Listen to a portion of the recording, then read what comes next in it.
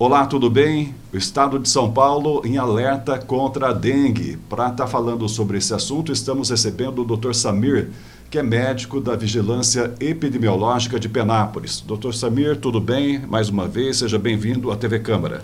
Tudo bem, obrigado pelo convite, em meu nome e da equipe da Vigilância. Qual é o perfil que o senhor pode nos informar sobre o estado de São Paulo e, claro, especialmente em Penápolis, sobre a dengue? Bom, Cacá, nós tivemos recentemente, a população se lembra, de uma grande epidemia, né, a maior epidemia do país em 2015, né, em que os municípios que tiveram os primeiros casos e o agravamento do quadro em 2015 foram cidades próximas a nós. Então, Penápolis, Guararapes, Marília e Catanduva, né, com muitos óbitos, né, vários óbitos nessas cidades. Infelizmente, a gente recorda que no município de Penápolis, nós tivemos 8 óbitos por dengue em 2015, né, um número triste, né, no país inteiro. Em 2015 nós tivemos aproximadamente 800 óbitos por dengue, né, então extrapolou todos os conceitos e números naquela epidemia, né, recente, inclusive locais que nunca tiveram óbito por dengue tiveram em 2015, por exemplo, no Rio Grande do Sul, um estado considerado frio. A gente lembra isso para dizer que a dengue, né, o mosquito da dengue, ele vai se adaptando às condições, né, porque ele segue a lei da natureza e não a lei que a gente determina. E vai se adaptando das mais variadas formas e cada vez mais a chance de uma epidemia e de óbitos, claro, né, vai aumentando. Então, naquela época, o município de Penápolis respondeu por 1% de todos os óbitos do país, em torno de 800, e nós tivemos 8 óbitos aqui, confirmados por dengue, né, de acordo com os critérios do município, da Secretaria Estadual de Saúde e do Ministério da Saúde. Para esse ano, o município que vem apresentando o maior número de casos, né, nesse início de ano, um ano que Penápolis não tem chovido muito, mas na região tem chovido e o calor tem sido bastante intenso. Então, o município de Andradina está respondendo por praticamente metade dos casos da nossa região de Araçatuba, que envolve 42 municípios, né? Então, até os últimos números que a gente tem da regional de Araçatuba, nós temos aí 4.143 notificações, né? Sendo que o município de Andradina responde por 1.679. Então, o município e os municípios mais próximos a Andradina que tem apresentado o maior número de casos. Nós temos uma notícia que nessa nossa região de 42 municípios, que é a DRS de Araçatuba, ou a Grande Regional de Araçatuba, tem um óbito em investigação, ainda não está confirmado. Então, o município de Andradina e esses outros municípios mais próximos a Andradina têm tido o maior número de casos. Se a gente lembrar, em 2015, que nessa região era Penápolis e Guararapes, as outras eram de outras regionais, de Marília, Catanduva, então daqui, não que partiu daqui, né, mas logo os outros municípios começaram a ter casos, né, e nós tivemos a pior epidemia já registrada no país. Então, serve de alerta porque nós corremos risco, né?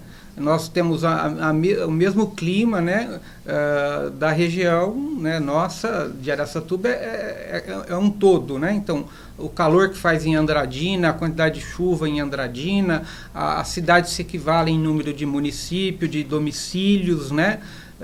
Se equivalem. Então, a gente precisa ficar de olho porque nós corremos um sério risco, toda a região, de ter uma epidemia esse ano.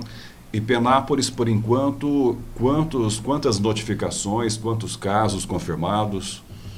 Então, até o momento, pelo boletim, nós temos sete notificações, e 2 casos oficialmente, mas há um número grande de notificações que não foram colocadas no sistema e cujos exames não foram computados.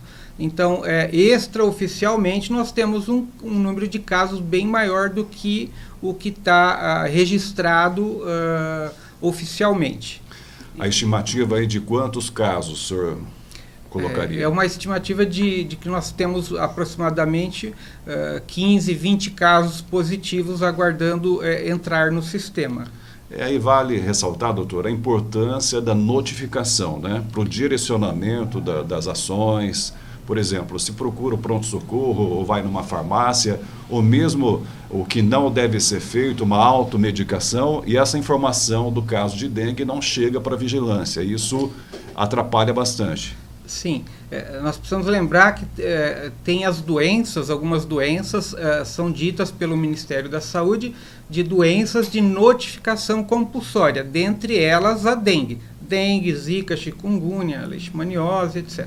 Mas no caso da dengue, ela é de notificação compulsória, ela é obrigatória, né? Obrigatória. Então, uma vez que o paciente que tem sinais e sintomas de dengue procura ou seu médico particular no consultório, ou do plano de saúde, ou nas UBS, que são serviços públicos de saúde, ou no pronto-socorro municipal, pronto atendimento, etc., com sinais e sintomas de dengue, e é aventada ou é feita essa hipótese, o paciente tem que ser notificado. A notificação, ela não tem que ser feita após a confirmação. A notificação tem que ser feita na suspeita, né? Isso são dados, dados, exigências do Ministério da Saúde. E deixar de notificar doenças de notificação compulsória é um crime e, inclusive, infringe o Código de Ética Médica, né? Então, tem que ser notificado. Se por acaso a pessoa passou e por um motivo e outro não foi notificado, procure a sua unidade de saúde que fica próxima ao seu domicílio, independente se o munícipe procurou o médico particular ou de convênio ou do SUS, para que a notificação seja feita. O paciente que procura as unidades de emergência, essas unidades de emergência, no caso as UBS, o pronto-socorro municipal e o pronto atendimento do sistema privado, que é da Unimed, eles são obrigados a fazer a notificação.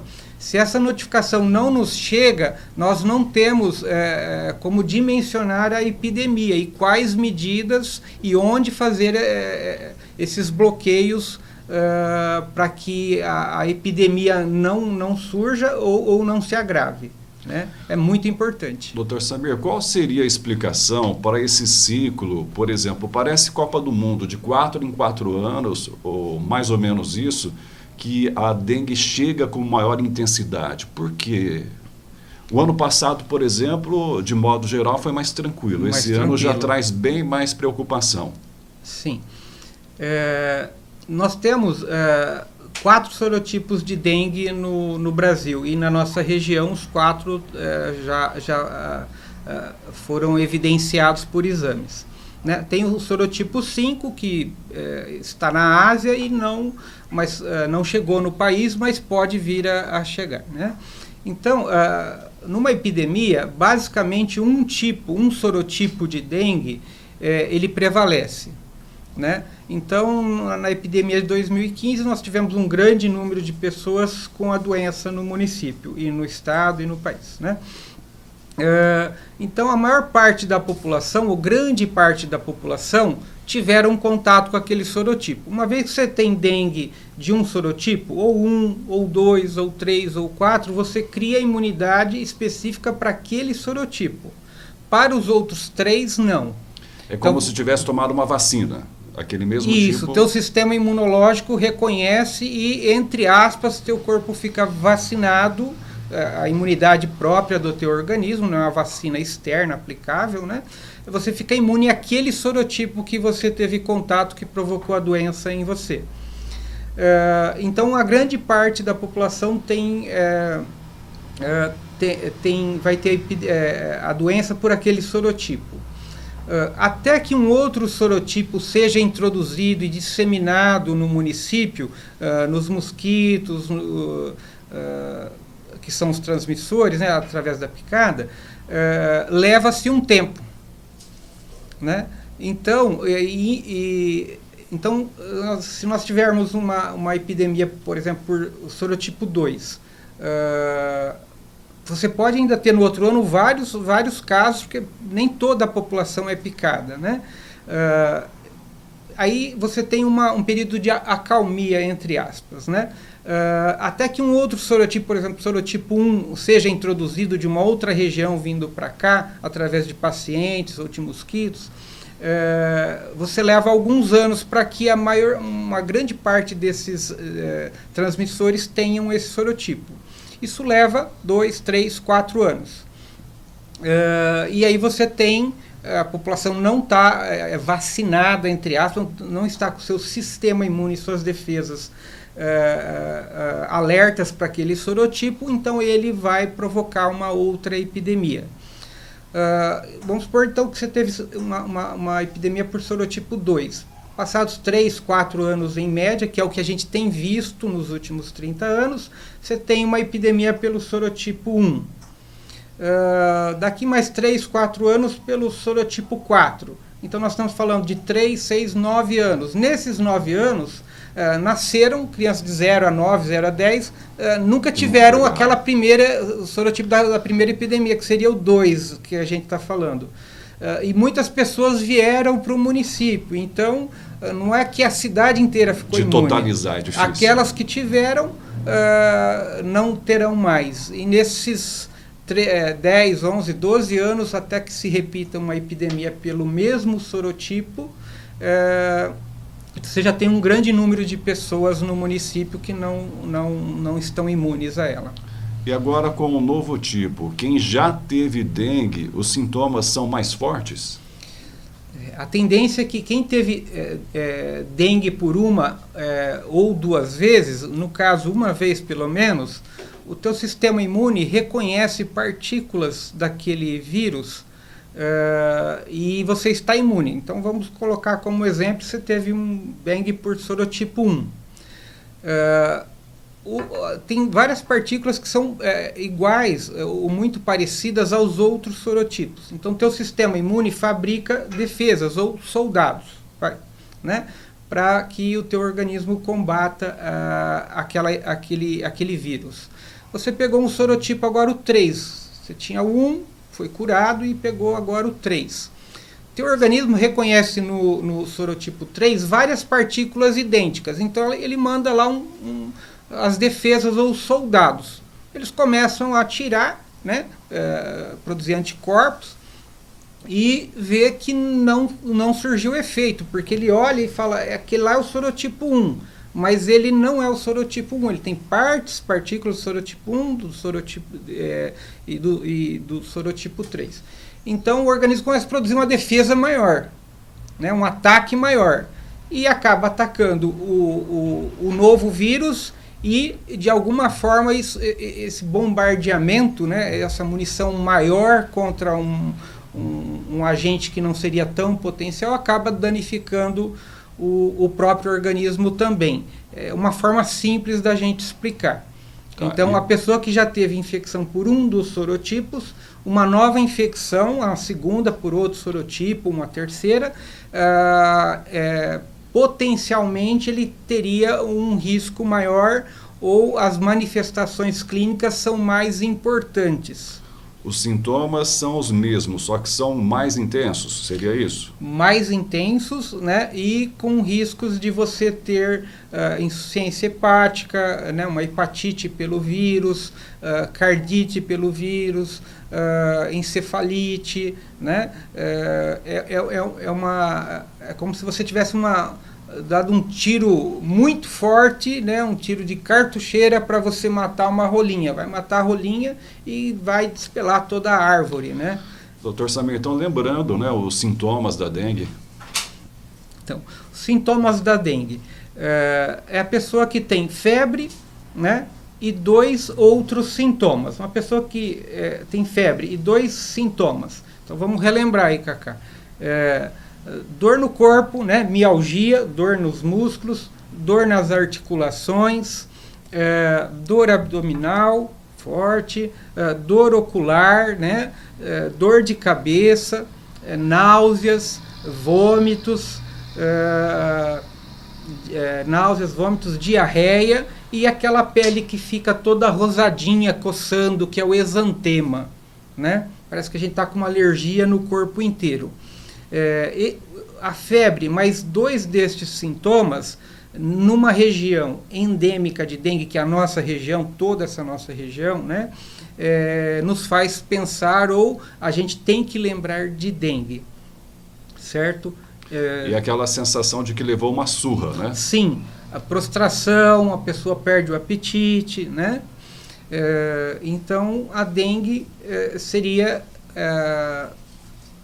esse quadro de febre e mais 2 desses sintomas que a população conhece bastante. Em crianças, até 2 anos, a criança não refere, né? Dependendo da idade, ela não refere.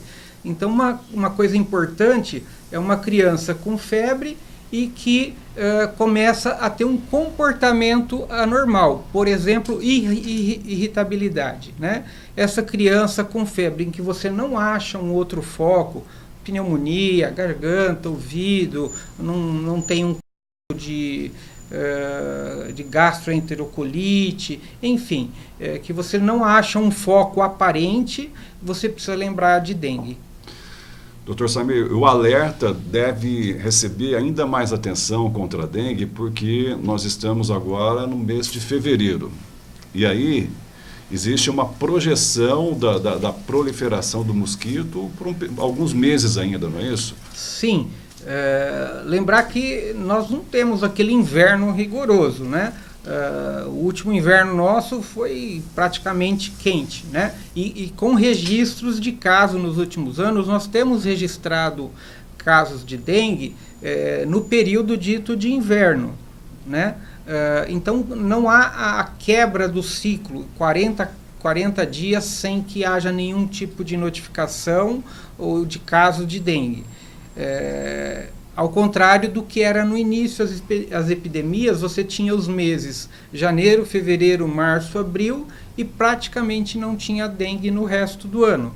Então, o nosso inverno é quente, né? Então, o mosquito que nasce, né, em março até abril, ele tem 40, 60 dias de vida ainda. E cada vez mais, o que nós já falamos, o mosquito tem se adaptado das mais variadas formas a ambientes domiciliares, né? Então, ele em pequenos focos de água, pequenas coleções de água, né, até na geladeira, enfim, pequenas coleções, ele consegue colocar seus ovos e manter o ciclo dele, e mesmo no nosso inverno. Então, nós estamos em fevereiro, nós temos ainda 15 dias de fevereiro, março inteiro, abril inteiro, e lembrar que quando o número de casos explode, quer dizer que todas as condições necessárias à epidemia já estão prontas. Então, hoje nós podemos ter 5 casos ao dia e daqui 15 dias nós podemos ter 20, 30 ao dia. Né? Andradina, com esse número que nós falamos, 1.679, esse número começou do zero, né? E em poucos dias começou a ter vários casos, como nós tivemos na epidemia de 2015. Não foi um caso num dia, daí 15 dias mais outro, não. A gente fala em progressão geométrica, né? Não é 1, 2, depois 3, depois 5, não, é 1, 2, 10, 20, 50 ao dia. Então pode haver ainda uma explosão de casos, ou seja, uma epidemia grande em toda essa nossa região, inclusive em Penápolis. O índice larvário levantado em toda a região da regional de Araçatuba, 3, 4, 5, 6 vezes o tolerável, e Penápolis está com índice bem alto também. Ou seja, número de casos e notificações, por enquanto, é relativamente tranquilo, mas isso... Diante do que está acontecendo naquela região... Pode ter uma explosão. Na região de Andradina ou de Araçatuba, indo em direção à fronteira ali com Ilha Solteira, né? Três Lagoas, naquele sentido... está tendo um número muito grande comparativo com Penápolis, mas nós não estamos livres. Lembrar que em 2015 nós éramos o início e depois todo o estado passou a ter epidemia também. Há poucos dias, aqui mesmo na Câmara Municipal, a Vigilância Epidemiológica promoveu uma reunião com os funcionários, agentes de saúde. O que foi passado assim de orientação especial? Então, nessa reunião, em que estiveram presentes todos os funcionários, agentes comunitários de todas as unidades básicas de saúde, e o convite foi estendido aos médicos e funcionários da Santa Casa, Pronto Socorro e Hospital Unimed, né? Nós passamos o quadro clínico, né, o manejo do paciente com dengue, medidas para que sejam feitas. Então, relembramos as medidas de procura de focos nos domicílios, né, e medidas de enfrentamento da dengue numa epidemia. Então, qual que seria a porta de entrada, as unidades, que cuidados, a hidratação inicial na unidade básica, para depois enviar esse paciente mais grave para a Santa Casa, né, para o pronto-socorro e para a internação se necessária. Reforçamos os sinais de dengue grave, de dengue, sinais de alarme da dengue, ou seja, aqueles sinais que uma vez a pessoa tendo, ela correria, teoricamente, mais riscos de vir a óbito. Doutor Samir, e é possível, né? A gente tem aí um perigo de uma epidemia de dengue, lembrando que é possível, depende da comunidade evitar essa epidemia, né? Lembrando aí como fazer isso, várias vezes já foi falado, mas reforçar mais uma vez. Então, essas medidas, elas são veiculadas aí nos canais de comunicação, praticamente há 30 anos, né, Cacá? Desde das epidemias iniciais, isso vem sendo falado. Então, que a pessoa basicamente cuide da sua casa com relação aos focos de possíveis criadouros de dengue, né? Quando a gente fala possíveis criadouros de dengue, a gente está falando em relação ao mosquito. Só lembrando que o mosquito hoje não transmite só a dengue, né? Ele já faz uma viagem com vários passageiros, né? Dengue, zika, né? Chikungunya, né? Febre amarela. Então, os cuidados, evitar locais que acumulem água, né? Ou utensílios que acumulem água. Por incrível que pareça, Cacá, nas últimas visitas do pessoal da vigilância, os focos, as larvas encontradas, ainda são naqueles locais de 20, 30 anos atrás, né? Ou seja, garrafas ainda em pé, né? Ou deitadas e na chuva a água entra e fica lá, né? Pneus, as pessoas mantêm pneus em casa, algumas pessoas mantêm pneus ao ar livre e acumulam água, né? Vasos de plantas, os recipientes para água de animais, né? Então, esse número, a maior parte dos focos ainda são desses utensílios, desses locais que a população já cansou de ouvir, né? Porque nesse caso, igual o senhor citou, do recipiente de água do cachorro, às vezes a pessoa pensa que troca água todo dia, mas é importante fazer a limpeza mais intensa, não é isso? Mais intensa. O mosquito, ele deposita o ovinho dele na borda. Então, a hora que você enche o potinho de água, ou se esse utensílio está a céu aberto e chove, a hora que a água entra em contato com esse ovinho, ele eclode. E antigamente, há um tempo atrás, levava-se 7, 8 dias para que a larva, o ovinho, se transformasse no mosquito adulto. Hoje, até 3 dias isso acontece. Então, o mosquito segue a lei da natureza, né? Ele não aceita ordens, né? Ele tenta sobreviver. E sobrevivem os mais fortes. Aqueles que têm o ciclo mais rápido conseguem sobreviver. Então, na borda, você tem que lavar com uma buchinha e sabão, detergente, né? A cada 2, 3 dias. Né? Se possível, todo dia. Até porque o animal precisa da água limpinha, né?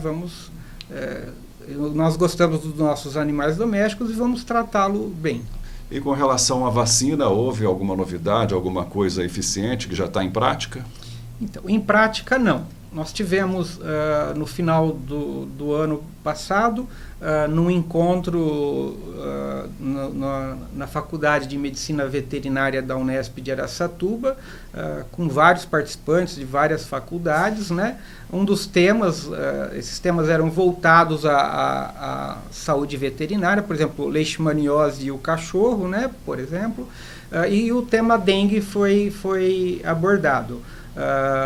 Um estudo mostrou que a vacina que até então existe, eu acho que é a francesa, ela necessita de 3 doses e não tem uma cobertura, uma eficiência tão grande. E há um outro estudo mostrando que esta vacina que não está sendo implantada, né, deixar bem claro, ela de alguma forma ela tem uma associação com aumento de mortalidade em alguns grupos. Né? Uma pessoa que pegue dengue, ela tem um índice de mortalidade um pouco maior do que se não tomar esta vacina em especial e que não foi, de deixar bem claro, não foi implantada. Então, o que os estudos mostram que a vacina nacional teria uma eficiência maior, sem aumento de mortalidade, em dose única e a um custo menor. Então, relembrando para que a população, né, se essa vacina estiver disponível, não associe isso, eu não vou tomar vacina porque morre. Não. Essa vacina, a nacional, ela tem uma eficiência muito grande, a um custo menor e com necessidade de uma única dose. E esta vacina nacional, se for colocada, está em fases de estudo, né? São várias etapas de segurança. Se for colocada no mercado, ela é eficiente e não aumenta a mortalidade. Assim mostram os estudos até agora. E se houver essa vacina, eu mesmo vou fazer uso. Ou seja, por enquanto, o melhor remédio, a melhor vacina é cuidar de casa. Cuidar de casa. Lembrando que essas vacinas, para que ela seja, mesmo colocada gratuitamente na rede básica, né, ela tem um custo de milhões, muitos milhões, né, para que ela seja desenvolvida. E se a gente, a cada 2, 3 dias, reservar 5 minutos para olhar em casa se tem algum local que seja um possível foco do mosquito, isso custa zero e a higiene em casa, o bem-estar é impagável, né? Então é de graça você olhar, né? Se você tem um vizinho que é uma pessoa amiga que você conhece, não custa você orientá-lo. Às vezes ele não tem a noção de onde os locais que podem acumular, então você poderia ajudá-lo. Lembrando que tudo isso você pode evitar a epidemia e lembrando recentemente 8 óbitos no município, fora pessoas que ficaram em estado de saúde muito, muito ruim, correndo risco de vida, muitos das quais ou eram parentes, conhecidos nossos, né? Então, sem mosquito você não tem dengue, nem a dengue 1, a 2, a 3 e nem a 4. Não tem zika, não tem chikungunya. E quando a gente fala da vacina, nós estamos falando da vacina de dengue.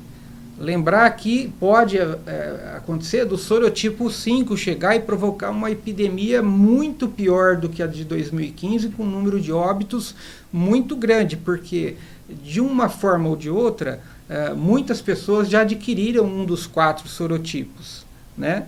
Então as epidemias elas estão acontecendo de uma maneira importante, mas lembrar que o sorotipo 5, a população inteira não tem essa imunidade. E um sorotipo novo, pode provocar uma catástrofe, né? A gente espera que isso não aconteça, mas teoricamente pode acontecer.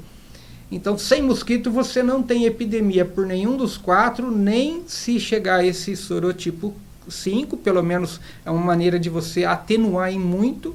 Você também está protegido contra a zika, chikungunya, febre amarela. Então, o controle do mosquito é muito importante. Só lembrando, Cacá, que no início todo mundo, as campanhas, né, todos contra a dengue. E de 2015 para cá, todos contra o mosquito. Né? Essa é... Ok, doutor, deixo agora espaço para suas considerações finais. Então, a gente relembrar o que a gente falou agora mesmo, olhe o seu domicílio, procure os focos, não deixe utensílios ou nada que possa acumular água a céu aberto, né?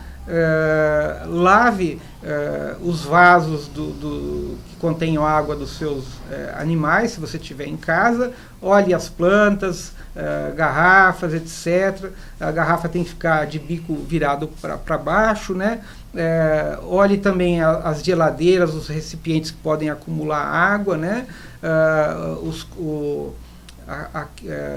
No banheiro, a parte do ralo. Do ralo e onde corre o box, né? Que ali também pode acumular água. A gente não recomenda que a população suba no telhado para verificar a calha, mas peça para uma pessoa que está treinada para isso, para ver se não tem, a calha não está entupida. E aquele encanamento que traz água de chuva do quintal até a rua, ele geralmente acumula detritos. Então aquilo lá precisa ser lavado, né? Uma das maneiras de fazer isso é colocar como se fosse uma rolha feita de tecido, alguma coisa, na parte, lá na calçada onde aquele cano sai, né? Para que ele fique obstruído, e você joga água com detergente lá no quintal, no bueiro, e deixa um tempo, e depois você tira, você vai ver que deve sair bastante larvas dali, porque é um ambiente que você não vê, ele passa debaixo do piso do domicílio. E as calhas, além daquilo que é visível, né? Isso é muito importante. Quando for sair, viajar, jogar detergente no vaso sanitário, tampar. No recipiente da geladeira jogar detergente, porque o cloro logo ele evapora, né? O hipoclorito, a água sanitária, né? Então, esses os cuidados no domicílio. Com relação às pessoas, se você tem uma suspeita de que você está com dengue, não fique com dúvidas. Procure o sistema, né? Seja privado, seja público, né? Para que você seja atendido e avaliado por um médico. Uma vez que você foi e há suspeita de dengue, peça para que seja feita a notificação. Sem notificação, nós não temos como quantificar o número de casos e quais medidas tomar, né? Ok. Obrigado, Dr. Samir, pela sua participação, mais uma vez colaborando com a gente. Obrigado. Eu conversei com o Dr. Samir sobre dengue, sobre o alerta contra a dengue. Muito obrigado pela sua atenção e até a próxima oportunidade.